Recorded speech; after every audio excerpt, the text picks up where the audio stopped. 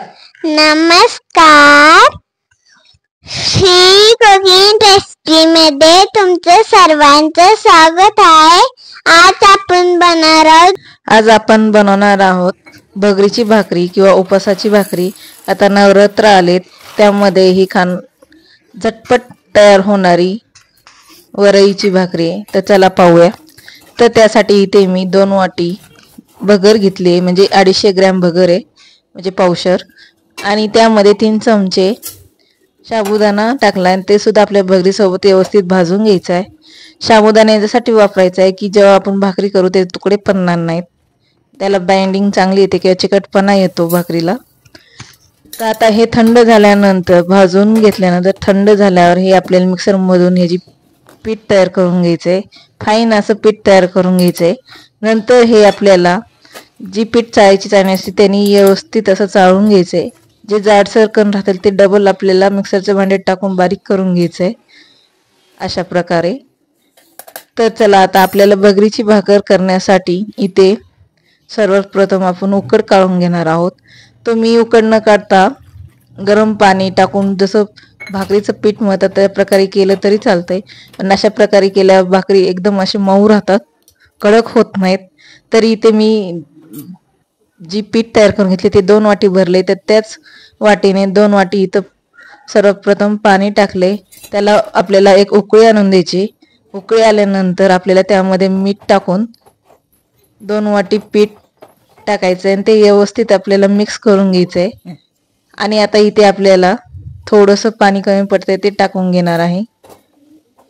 इथे मी डबल पुन्हा अर्धी वाटी असं पाणी टाकून घेतलंय. त्यानंतर आपल्याला यावर झाकून ठेवून 10 मिनिटं आपल्याला हे वाफून द्यायचंय.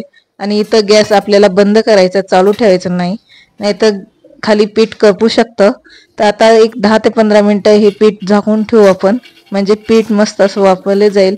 तोपर्यंत आपण भाकरीसोबत खाण्यासाठी उपासाचा ठेसा तयार करू. त्यासाठी इथे मी 1 वाटी शेंगदाणे घेतले. इथे थोडेसे तेल टाकून हे शेंगदाणे असे भाजून घेणार आहे. त्यासोबतच इथे काही हिरव्या मिरच्या घेतल्यात, ते सुद्धा आपण त्यासोबत व्यवस्थित असं भाजून घेणार आहोत. तर आता इथे बघा, शेंगदाणे आणि मिरची व्यवस्थित भाजले गेले. तर आपण आता हे मिक्सरच्या भांड्यात टाकून व्यवस्थित अशी याची पेस्ट तयार करून घेऊ किंवा ठेसा तयार करून घेऊ. यामध्ये आपल्याला काही टाकायचं नाही, कारण उपासासाठी ठेसा तयार करतोय. इथे फक्त आपण मिठाचा वापर करणार आहोत. तर बघा, हे मिक्सरमधून जाडसर असं कुटून घेतले किंवा बारीक करून घेतले. त्याला आपण थोडंसं तेल टाकून डबल गरम करून घेणार आहोत की ज्याने ठेस्याला टेस्ट खूप छान येते. तर बघा, इथे उपासाचा ठेसा रेडी झालाय, मस्त असं लागतो भाकरीसोबत. तर चला, इथे 10-15 मिनिटं झाले. पीठसुद्धा मस्त असं वाफवलं गेले. तर इथे थोडंसं गार पाण्याचा हात घेऊन पीठ मऊ असं आपल्याला मळायचं आहे. पीठ जेवढं तुम्ही व्यवस्थित मळताल तेवढी भाकरी मऊ होते आणि मस्त होते. म्हणजे तुम्हाला जेवढी पातळ करायची तेवढी भाकरी पातळ होते, जर पीठ व्यवस्थित तुम्ही मळलं तर. तर बघा, मी थोडं गार पाण्याचा हात घेऊन पीठ मऊ असं मळून घेते.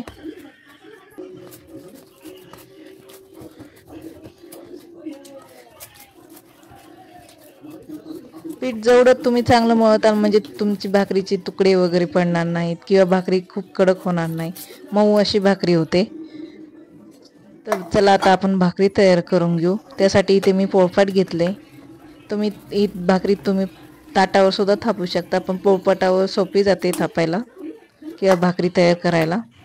तर इथे मी थोडंसं वरईचं पीठ बाजूला काढून घेतलं होतं, ते आपल्याला खाली टाकून घ्यायचं आणि याची मस्त अशी पातळ भाकरी थापून घ्यायची. बघा, अशा प्रकारे भाकरी थापून घ्यायची. एकदम पातळ अशी भाकरी तयार करून घेतली. नंतर या भाकरीला आपल्याला वरतून पाणी लावून मस्त अशी भाकरी भाजून घ्यायची. तर अशा प्रकारे तुम्ही नवरात्र आले किंवा कोणताही उपवास असेल त्यासाठी असं एकदा भगर वगैरे अशा प्रकारे जर तुम्ही पीठ तयार करून ठेवलं, हे पीठ 1-1.5 महिना व्यवस्थित राहतं.